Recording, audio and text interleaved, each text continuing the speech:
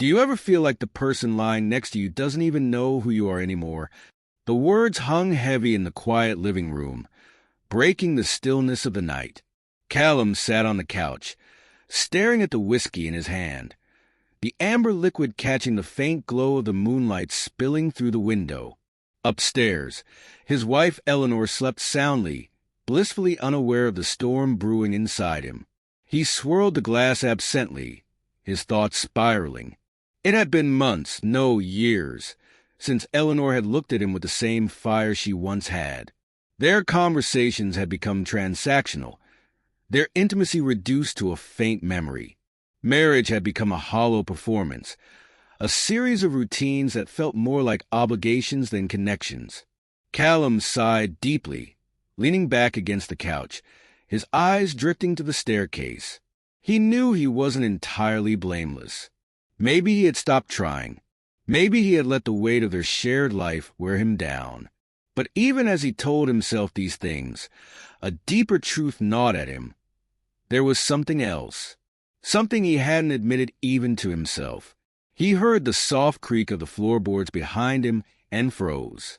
He turned his head slightly, just in time to see Felix stepping into the dim light of the living room. The younger man's presence was magnetic, as always. Felix was Eleanor's son from her first marriage, and though Callum had never thought of himself as a father figure, he couldn't deny the bond that had formed between them over the years. "Couldn't sleep either?" Felix asked, his voice low, intimate. Callum shook his head, gesturing to the empty seat across from him. Felix didn't hesitate.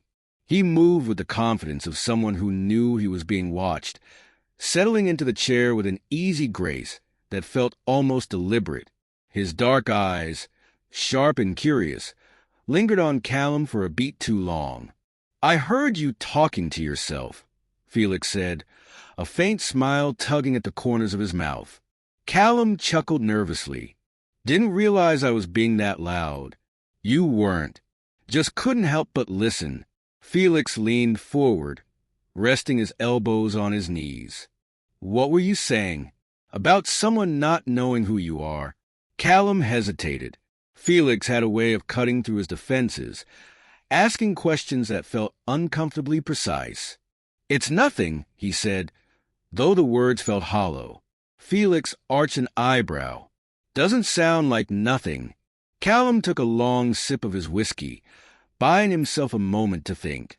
"It's just marriage stuff," he admitted finally. "You wouldn't understand." "Try me," Felix said, his tone softer now, almost inviting. Callum looked at him, really looked at him, and for a moment he forgot how to speak. Felix was staring at him with an intensity that made his chest tighten. There was no judgment in his gaze, only curiosity. "It's complicated," Callum said, his voice barely above a whisper.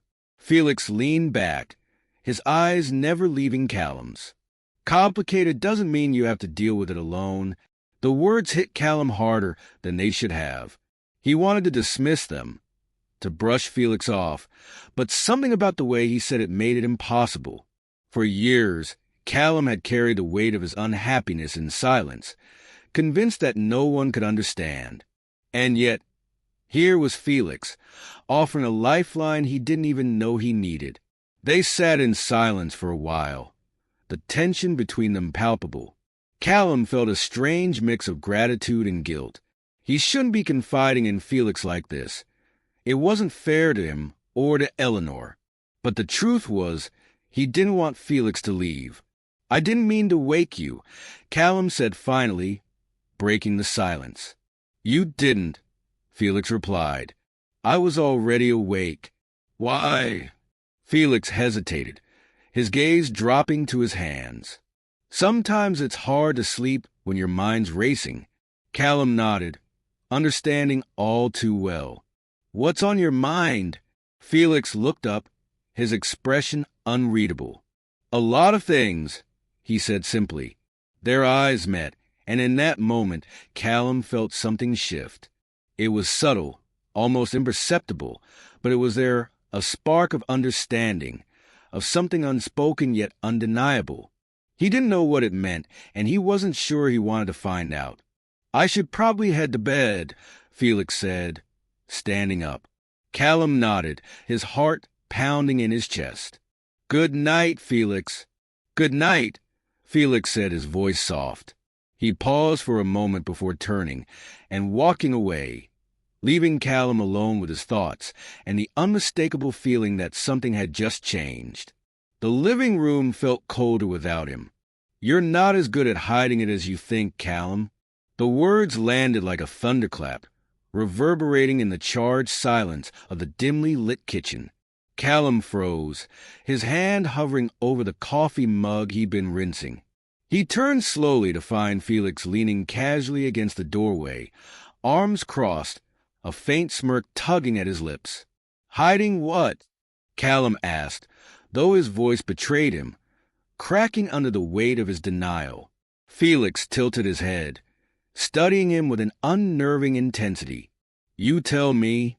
Callum's heart pounded against his ribs. It was past midnight, the rest of the house enveloped in darkness, but here Felix stood barefoot and bold, as if this conversation was the most natural thing in the world. "You shouldn't be up," Callum said, his attempt at deflection weak at best. "And yet, here I am." Felix took a step closer, his movements deliberate, his gaze never wavering. "You don't sleep much either, do you?" Callum sighed, setting the mug down on the counter. "Not lately." "Why not?" Felix pressed, his voice softer now, almost coaxing. "Just things on my mind." Felix moved closer, closing the distance between them until only a few feet remained. "Like what?" Callum hesitated. He could feel the tension between them, thick and suffocating, and yet he couldn't bring himself to end the conversation. There was something magnetic about Felix, something that made it impossible to look away. "It's complicated," Callum said, echoing his words from earlier. Felix's smirk widened slightly. "You keep saying that." He took another step forward, his voice dropping lower. "Maybe you just don't want to say it out loud." Callum swallowed hard, the air around him electric. He could feel Felix's presence like a physical force, drawing him in, eroding his carefully constructed walls. "Felix, this isn't..." "Wrong," Felix interrupted, his tone daring. "Is that what you're going to say?" Callum turned away, gripping the edge of the counter as if it could anchor him. "You don't understand what you're doing." "I think I do," Felix said, his voice suddenly serious. He stepped closer, so close that Callum could feel the warmth radiating off him. "And I think you do too." Callum closed his eyes, willing himself to find the strength to end this, to walk away. But then he felt Felix's hand on his shoulder, light, tentative, but undeniably intentional. "Callum," Felix said, his voice barely above a whisper. Callum turned to face him, his breath catching in his throat at the look in Felix's eyes. There was no hesitation, no doubt, only an unspoken challenge that made Callum's pulse race. "This has to stop," Callum said, though his voice lacked conviction. "Then stop it," Felix said simply, his hand still resting on Callum's shoulder. Callum didn't move. He couldn't. Every logical part of his brain screamed at him to push Felix away, to walk upstairs and pretend this moment had never happened. But logic had no place here, not when Felix was looking at him like that. "You don't know what you're doing," Callum said again, though the words fell hollow now. "I know exactly what I'm doing," Felix said, his voice steady. He took a step closer, closing the gap between them until they were mere inches apart. "The question is, do you?" Callum's breath hitched. He could feel the heat of Felix's body, the intoxicating pull of something he had spent so long trying to deny. "This isn't fair," he said, his voice barely audible. "Life's not fair," Felix said, his tone almost playful. "But that doesn't mean you don't get to want something." The air between them was charged, every second stretching into eternity. Callum could feel his resolve crumbling. the weight of his guilt battling against the raw, undeniable desire that threatened to consume him. "Felix," Callum began, but the younger man cut him off, his voice soft and certain. "Don't say it unless you mean it." The words hung in the air, a challenge, a dare, a promise. Callum's hands clenched at his sides, his entire body tense with the effort of restraint. But as Felix reached up, his fingers brushing lightly against Callum's jaw, the last shreds of his resolve began to slip away. For a moment, time seemed to stop. The world outside the kitchen ceased to exist, leaving only the two of them, caught in a moment that felt as inevitable as it was forbidden. Then Felix stepped back, his hand dropping to his side, his eyes still locked on Callum's. "Good night, Callum," he said, his voice calm, measured, yet dripping with unspoken intent. He turned and walked away, leaving Callum standing alone in the kitchen, his heart pounding and his thoughts racing. Callum leaned heavily against the counter, his breath coming in shallow gasps.